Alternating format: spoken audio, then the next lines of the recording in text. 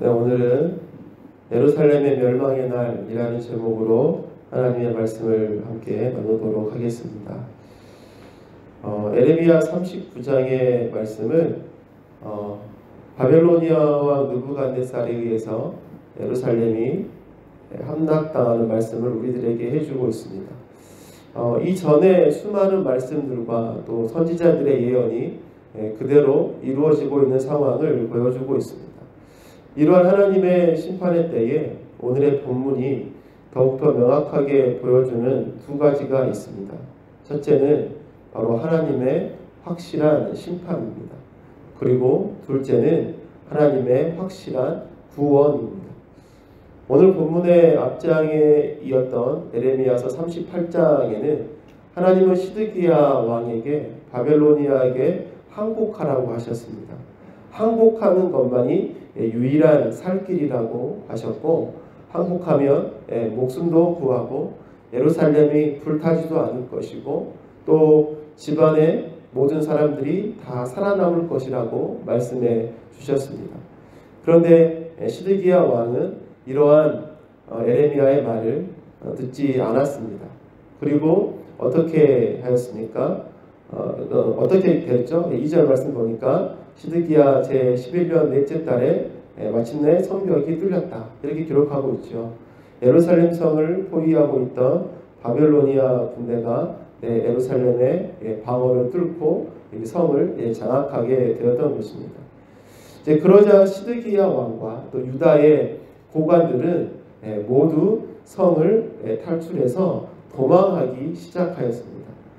그러나 어느 누구도 하나님의 심판을 피할 수 있는 사람은 한 사람도 없었습니다. 어느 누구도 하나님의 예언을 피할 수 없었습니다. 예루살렘 성은 불타기 시작했고 또 예루살렘의 성벽들도 무너졌습니다.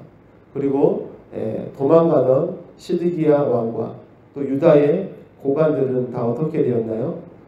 도망가는 자들을 추격한 바벨로니아 군대에 의해서 잡히고 말았습니다. 그리고 6절 말씀을 보면 이렇게 되어 있습니다. 바벨로니아 왕은 리블라에게 시드기야의 아들들을 시드기야가 보는 앞에서 처형하였다. 바벨로니아 왕은 유다의 귀족들도 모두 처형하였다. 7절 계속 읽으면요. 그리고 왕은 시드기야의 두 눈을 뺀 다음에 바벨론으로 끌고 가려고 그를 쇠사슬로 묶었다. 도망가는 사람들이 다 잡혔습니다.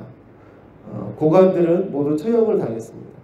그리고 시드기야 왕은 그 아들들이 자신의 앞에서 처형당하는 모습을 보게 되었습니다.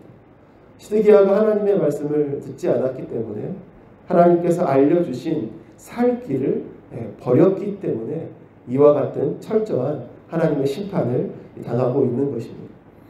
예루살렘이 함락되었던 그날, 예루살렘에 하나님의 심판이 임한 그날, 하나님은 예외 없이 하나님의 확실한 심판을, 약속하신 심판을 예루살렘 성 가운데 보여주셨습니다. 왕이나 신하나 종이나 예외가 없었습니다. 이미 선지자들을 통해서 주신 하나님의 말씀들이 온전히 이루어지는 하나님의 확실한 심판이 밝히 드러나 보였던 것이죠. 여러분, 그런데 이러한 하나님의 확실한 심판이 우리들의 삶에도 있음을 우리는 기억해야 합니다. 하나님의 때가 이르게 되면, 하나님의 시간이 되면 우리는 그 하나님의 심판대 앞에 서게 될 것입니다. 그 심판대는 어느 누구도 피할 수 없는 심판대죠. 예외가 없습니다. 대통령이나 장관이나 목사나 장로나 권사나 집사나 모두 예외 없이 그 하나님 앞 심판대 앞에 서게 될 것입니다. 그 심판대 앞에서 우리가 무엇을 드러내고 무엇을 말할 수 있을까요? 오직 한 가지밖에 없습니다. 하나님께서 우리들에게 알려주신 유일한 살 길, 하나님의 말씀, 그리고 그 말씀을 통해서 보여주신 예수 그리스도의 은혜를 믿는 믿음, 이것만이 우리의 살 길임을 우리가 기억해야 할 것입니다. 여러분, 뿐만 아니라 오늘 말씀 속에서 하나님의 심판의 때에 명확히 보여주는 것이 무엇입니까? 두 번째로 하나님의 확실한 구원입니다. 오늘 본문은 예루살렘의 함락과 시드기야 왕이 당하는 비극적인 이야기들을 우리에게 보여주고 있습니다. 더 이상 희망이 없는 예루살렘 성의 모습을 보여줍니다. 그런데 오늘의 본문은 예루살렘의 멸망과 하나님의 심판이라는 암울한 상황 속에서 이러한 상황들과 정반대로 비교되어지는 이야기들을 우리에게 보여주고 있습니다. 바로 하나님께서 구원하시는 일들을 보여주고 있어요. 먼저는 에레미야에 관한 구원의 말씀이었습니다. 12절 말씀이었는데요. 너는 그를 데려다가 잘 보살펴 주어라. 너는 그를 조금도 해치지 말고 오직 그가 너에게 요구하는 대로 그에게 해 주어라. 그럼 바벨로니아 왕 느부갓네살이 선지자 에레미야를 석방시키면서 그에게 자유를 주고 있음을 보여주고 있습니다. 여러분, 그리고 이어지는 15절의 말씀은 에티오피아 사람 에벤멜렉을 구원하시는 하나님의 말씀을 기록해 주고 있어요. 여러분, 그런데 이 15절부터의 말씀은 예루살렘 성이 함락되어지는 상황 속에서 일어날 사건을 기록한 것이 아닙니다. 시간 순서대로 하면 예루살렘 성이 함락되기 전에 일어났던 사건이잖아요. 그러니까 이 앞장이었던 38장의 7절부터 이어지는 말씀과 여러분 연결이 되어야지만 부드러운 연결이 됩니다.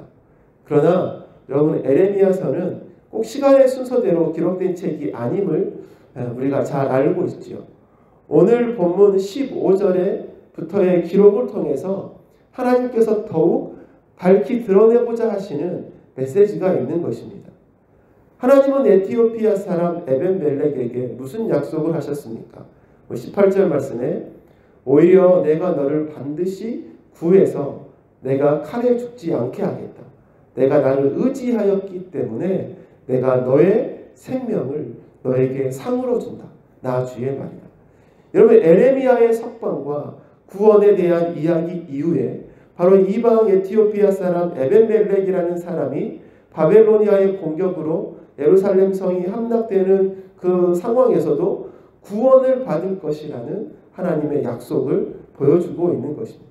하나님의 심판의 때에 예루살렘의 멸망 중에도 하나님은 하나님의 말씀을 의지하고 하나님을 신뢰하는 믿음의 사람들을 구원하시는 분이심을 확실히 보여주고 있습니다. 에벤멜렉은 이방 사람이었습니다. 에레미야는 사람들에게 미움받는 사람이었습니다. 이때는 죄인의 신분으로 갇혀있는 사람이었습니다. 그러나 하나님은 이런 것을 따지지 않으십니다. 하나님을 향한 그의 중심을, 하나님은 그의 중심만을 보시죠. 하나님을 향한 그의 믿음을 보십니다. 하나님을 향한 그의 순종을 기억하시는 것이죠. 여러분, 이것이 하나님의 기준이었습니다. 이러한 하나님의 성품을 우리가 잘 기억할 때 우리 또한 우리가 어떻게 살아가야 할지에 대한 삶의 방향성을 잘 잡을 수 있게 되는 것입니다. 지금도 하나님은 우리의 중심을 보시며 우리의 믿음을 보시며 우리의 순종의 삶을 기억하시는 하나님인 줄로 믿습니다. 이 기준으로 우리의 삶을 끌어가야 합니다. 이 기준 앞에 살아가는 삶이 되어야 하는 것이죠. 여러분, 예전에 오래된 찬양이 있습니다. 저에게는 오래된 찬양인데 여기 계신 분들에게는 그리 오래된 찬양이 아닐 수도 있겠는데요. 세상 흔들리고 라는 찬양이 있었습니다. 세상 흔들리고 아십니까? 그렇죠. 다 아시죠. 네, 세상 흔들리고 사람들은 변하여도 나는 주를 섬기리. 주님의 사랑은 영원히 변하지 않네. 나는 주를 신뢰해. 그리고 저는 후렴이 되게 기억이 많이 남았어요. 오직 믿음으로, 오직 믿음으로 내가 살리라. 이게 반복이 됐었습니다. 그리고 오직 의인은 믿음으로 말미암아 살리라. 이런 찬양이었습니다. 여러분, 이런 삶이 우리들의 삶이 되어야 될 줄로 믿습니다. 우리들에게도 모두 마지막 때가 있습니다. 그때는 모두 하나님의 심판대 앞에 서게 될 것입니다. 어느 누구도 예외가 없는 심판의 때가 있죠. 철저한 하나님의 심판이 이루어질 것입니다.